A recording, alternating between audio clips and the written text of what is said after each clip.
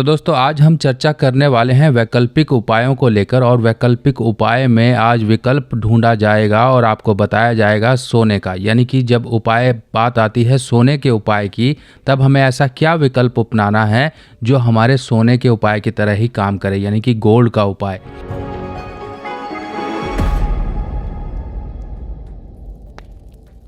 तो सोने की अगर हम बात करें, सोने को पहले हम समझ लेते हैं कि गोल्ड किस धातु को दर्शाता है और किस ग्रह की कारक वस्तु है। अगर हम गोल्ड की बात करें, सुनहरा रंग जो कि गोल्ड एक बृहस्पति की धातु है। बृहस्पति से पीला रंग भी देखा जाता है और पीले रंग के कपड़े, भगवा, ये सब बृहस्पति के कलर माने जाते हैं। जब भी बृहस्पति के घर कहीं पर खराब हो रहे हों, या तो बुध से खराब हो रहे हों या बुध खुद खराब हो रहा हो, या फिर कभी कभी केतु भी ऐसी कंडीशन में आ जाता है कि बृहस्पति के अच्छे असर को जागृत करने वाला हो जाता है। कई बार तो आपने देखा होगा कि लोग कान में सोना पहनते हैं, लेफ्ट कान में सोना पहना जाता है, गले में चेन पहनते हैं या फिर माथे पर केसर का तिलक लगाते हैं। ये सब क्यों किया जाता है? और कभी कभी बुध की अवस्था जब गड़बड़ हो जाए और वो मानसिक या फिर फाइनेंशियल प्रॉब्लम देने पर उतारू हो जाए, तब हमें इस केस में बृहस्पति के फलों को अच्छा करना होता है, बृहस्पति को मजबूत करना होता है। तो आज मैं आपको पूरी ओवरऑल चर्चा बताने वाला हूँ कि किस तरह से, किस भाव में कौन सा ग्रह बैठा हो तो हमें क्या पहनना है और उसके विकल्प में क्या पहनना है। अगर सोने का उपाय आ जाता है तो उसके विकल्प में हमें क्या उपाय लेना है। सबसे पहले हम बात करते हैं कि अगर मान लीजिए आपकी कुंडली में बुध चौथे भाव में है, चौथा भाव, फोर्थ हाउस, जो कि आपकी मानसिक शांति है, आपकी एक दिनचर्या है, आप कैसे लोगों से बिहेव करते हो, आपके घर का माहौल है। अगर आपकी कुंडली में बुध चौथे भाव में है और चंद्रमा कहीं खराब हो रहा है, चंद्रमा खराब कैसे होगा? या तो चंद्रमा किसी दुश्मन ग्रह के साथ आ जाएगा या फिर वो कहीं गलत भाव में चला जाएगा। मान लीजिए वो छठे में चला गया, साथ में मैं कहीं किसी के साथ दुश्मन ग्रह के साथ बैठ गया, चंद्र केतु के साथ बैठ गया, शनि के साथ बैठ गया, राहु के साथ बैठ गया या शुक्र के साथ बैठ गया, तब वो खराब हो जाएगा। एक तो वो खुद खराब हो गया, उसकी जड़ में उसका दुश्मन बैठा हुआ है जो कि बुध है। तो ये क्या करेगा? आपकी मानसिक शांति को कहीं ना कहीं डिस्टर्ब करेगा। कई बार तो ऐसी कंडीशन आती है, ये मानसिक शांति के साथ साथ फाइनेंशियल प्रॉब्लम भी देता है। तब इन दोनों केस में उपायों का थोड़ा सा हेर फेर करना होता है। हेर फेर क्या होता है कि मान लीजिए आपको मानसिक शांति, पैसों से कोई लेना देना नहीं है, आप इनकम सोर्स नहीं हो, आपको सिर्फ मानसिक शांति को सही रखना है, तो आप गले में चांदी की चेन पहनिए। अब मान लीजिए चांदी की चेन आप नहीं पहन सकते हैं, तो देखिए चांदी की चेन कोई महंगी भी नहीं है, हल्की भी ले लेंगे तब भी आपका काम चल जाएगा। नहीं तो सफ़ेद रंग का रेशम का धागा आप पहन सकते हो, ये इसका विकल्प हो सकता है। अब उन लोगों के लिए जो फाइनेंशियली ट्रबल में आ रहे हैं, मान लीजिए बिजनेस करते हैं, दुकानदारी है, कोई अपना कुछ भी, उनका बुध चौथे भाव में है या चौथे भाव का वर्षफल का वो आ गया है, तब इस केस में उनको गले में सोने की चेन पहननी है। सोने की चेन, अगर मान लीजिए आप सोने की चेन नहीं पहन सकते हैं, तब इस केस में आप गले में पीला धागा पहन लीजिए। पीला धागा सही है आपके लिए, सबसे बढ़िया, चाहे वो सूती हो चाहे वो रेशम का हो, आप पीला धागा पहनिए। अब दूसरी तरफ बात आती है कि मान लीजिए आपकी कुंडली में जो बुध है वो 9वें भाव में, यानी कि 9th हाउस में आ गया।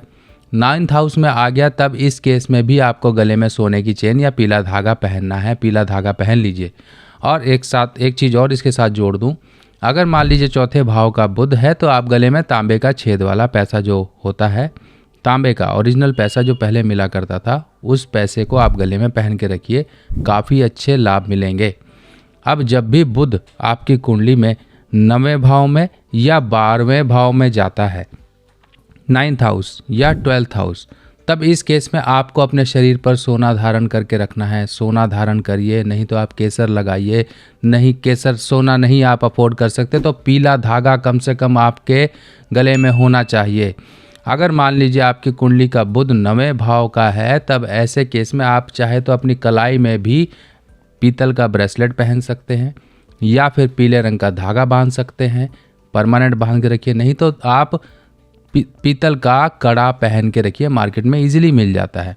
अब ये देखिए, बुध के लिए आपको अल्टरनेट चीज़ें बता दें, ज़रूरी नहीं कि आप सोने का ही कड़ा पहने, क्योंकि यहाँ पर बुध आपके 9वें भाव यानी कि 9th हाउस, जो कि बृहस्पति आपकी किस्मत का घर है, उसको ख़राब करता है और काफ़ी ज़्यादा प्रॉब्लम देता है। इंसान हमेशा स्ट्रगल में रहता है। इंसान के लास्ट मोमेंट पे काम खराब होते हैं, जब इंसान कहता है कि यार मेरी तो किस्मत ही ख़राब है, सब कुछ सही होने के बावजूद भी लास्ट में ये काम हो गए। अब ये हो गया 9th हाउस के लिए।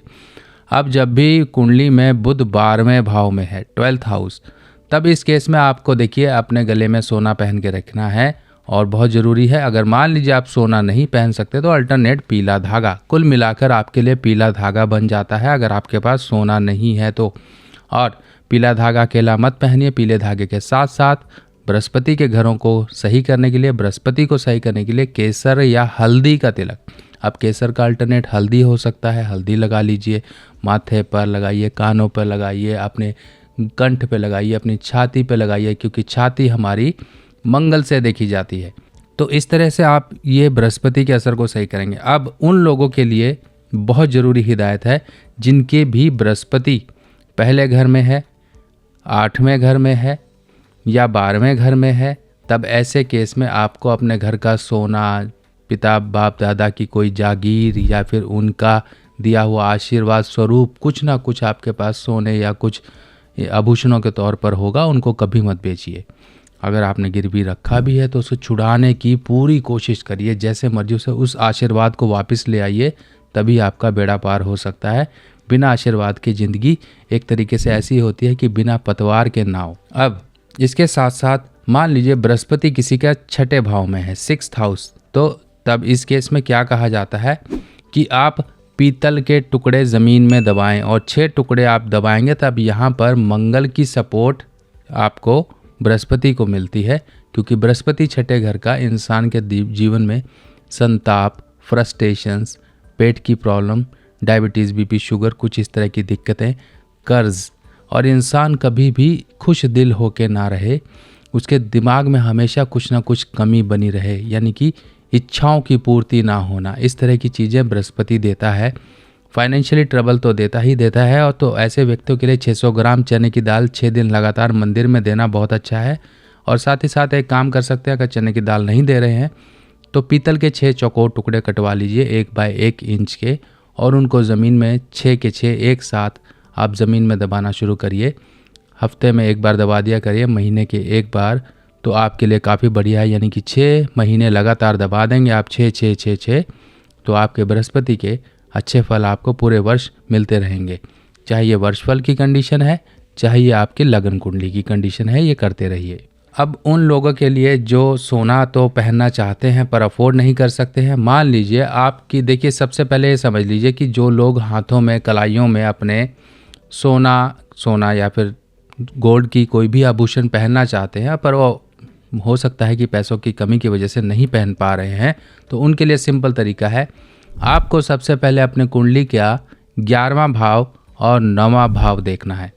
यहाँ पर बृहस्पति के मित्र या तो चंद्र हो या मंगल हो या सूर्य हो, इस तरह से आपको देख लेने हैं। तो आपको अब क्या करना है, अपनी कलाई पर पीला धागा बांध कर रखिए, गुरुवार के दिन इसको बांध लीजिए, चाहे सूती हो चाहे रेशमी हो, इस तरह का धागा बांध सकते हैं, नहीं तो मार्केट में सिल्क का कलावा भी मिलता है जिसमें थोड़े थोड़े लाल निशान भी होते हैं। इस तरह का आप बांध के रखेंगे अपनी कलाई में सीधे या लेफ्ट में किसी में भी, तो आपको काफ़ी अच्छे रिजल्ट मिलेंगे। तो ये एक अल्टरनेट तरीके हैं, बहुत से लोग नहीं अफोर्ड कर पाते हैं, उनके लिए ये सब चीज़ें, श्रृंखला जो सीरीज़ बनाई जा रही है कि वैकल्पिक उपाय क्या हम करें कि हमारा खर्चा भी ना हो। देखिए, हमको उपाय बदलते रहना है, हमेशा फिक्स नहीं रहना है। किसी भी उपाय के ऊपर आप फिक्स मत रहिए, कुछ समय के लिए आपने ये कर लिया, कुछ समय के लिए ये कर लिया, कुछ वर्षफल के अकॉर्डिंग कंडीशन ऐसी आ गई कि हमें ये उपाय करना है। इस तरह से उपायों की जो एक तरीका है, इनको बदलता रहना चाहिए, बहुत ज़रूरी है। और इसके साथ साथ आप हमेशा अपने बृहस्पति को अच्छा रखने की कोशिश करिए। जितना बृहस्पति अच्छा रहेगा तो उतना ही आपके ऊपर आ रहे पितृ ऋण के प्रभाव, पितृ ऋण तब बनता है जब बृहस्पति के भाव 2, 5वां, 9वां और 12वां, इन घरों में कहीं दुश्मन आ जाएं और बृहस्पति खुद भी रद्दी हो रहा हो, खराब हो रहा हो, या फिर किसी दुश्मन ग्रह के साथ हो रहा हो, तब इंटेंसिटी या फिर उसकी जो प्रॉब्लम होती है पितृ ऋण की, बहुत ज़्यादा बढ़ जाती है। पितृ ऋण नॉर्मली इंसान को जीवन में उठने नहीं देता है, हर तरह की किसी न किसी झंझटों में फंसा के रखता है। इंसान जब फ्री हो दिमाग से तभी कुछ अपने लिए सोच पाता है, पर ये पितृ ऋण इंसान को सोचने ही नहीं देता है कि अपना वो कुछ अच्छा कर सके। हमेशा वो किसी न किसी झंझटों में, किसी न किसी परेशानियों में उलझा ही रहता है, जिस वजह से वो कभी आगे नहीं बढ़ पाता है। एक नॉर्मल ज़िंदगी की तरह ही ज़िंदगी जीवन होता है। कई बार अच्छा कुछ आ भी जाता है, मान लीजिए पैसा भी आ गया, सब कुछ आ गया, पर वो इन्जॉयमेंट नहीं होती है, ना ही उन चीज़ों का सुख इंसान भोग पाता है। तो आपने जो भी कुछ कमाया वो सब निरर्थक हो जाता है, व्यर्थ हो जाता है। इन चीज़ों को आपको मेंटेन करके रखना है। बृहस्पति की कृपा हर एक के ऊपर ज़रूरी होती है, क्योंकि बृहस्पति ही आपकी किस्मत है। किस्मत का साथ समय समय पर मिलता रहे तो समझ लीजिए क्या बात। तो दोस्तों, ऐसे ही मैं और सीरीज़ आपके लिए अल्टरनेट यानी कि वैकल्पिक उपायों के लेकर आता रहूँगा। बाकी आप लोगों के फीडबैक और सजेशंस मुझे आते रहने चाहिए, ताकि और भी चीज़ें मैं ऐड कर सकूँ। बाकी जाते जाते आप सभी लोगों के लिए एक जानकारी और देता जाऊँ। अभी किसी व्यूअर ने जो सवाल पूछा था कि ये क्या लाल किताब अरब देशों की है या किसी और समुदाय की है, किसी और रिलीजन से संबंध रखती है। देखिए, ऐसा नहीं है, ऐसा बिल्कुल नहीं है कि ऐसा आप समझें कि ये किसी समुदाय से या किसी रिलीजन से संबंध रखती है। बिल्कुल नहीं है। ये स्वयं पंडित रूपचंद जोशी जी ने अपने आप लिखी थी, क्योंकि देखिए इनको भी, स्वर्गीय पंडित रूपचंद जोशी जी जो कि जलंधर फरवाला गांव के निवासी थे और पेशे से वो अकाउंटेंट हुआ करते थे। मेरे दादाजी भी उनसे मिले हैं, मेरे दादाजी के पास भी उनकी बहुत सारी चीज़ें हैं, और आने वाले समय में मैं आपको जो ज़रूरत होगी तो पूरे प्रॉपर विस्तार से बताऊंगा। बहुत सी जानकारियां हैं उनकी, मैं शेयर नहीं करता हूं कुछ, क्योंकि बहुत सी चीज़ें मुझे ढूंढनी पड़ेंगी, बहुत सी चीज़ें मिसप्लेस हो गई हैं, बहुत सी चीज़ें मैं इकट्ठी कर रहा हूँ, बहुत सी चीज़ें मुझे मिल भी गई हैं, और आने वाले समय में आपको पूरी जानकारी के साथ बताऊंगा। पर मैं आपको अभी सिर्फ और सिर्फ ये बताना चाहता हूँ कि लाल किताब हमारे पुरातन वैदिक ज्योतिष से संबंध रखती है। इसको सिंप्लीफाई तरीके से स्वर्गीय पंडित रूपचंद जोशी जी ने इसको हमारे सामने पेश किया। इसमें जो उर्दू के लफ्ज़ आपको दिखाई देते हैं, क्योंकि पंजाब का हिस्सा पहले उर्दू ही बोली जाती थी, यहाँ पर सब उर्दू।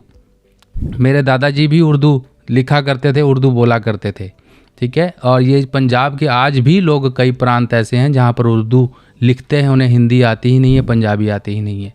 तो इस तरीके से जो लैंग्वेज हुआ करती थी उस समय की, उन्होंने पंडित जी ने लिख दी।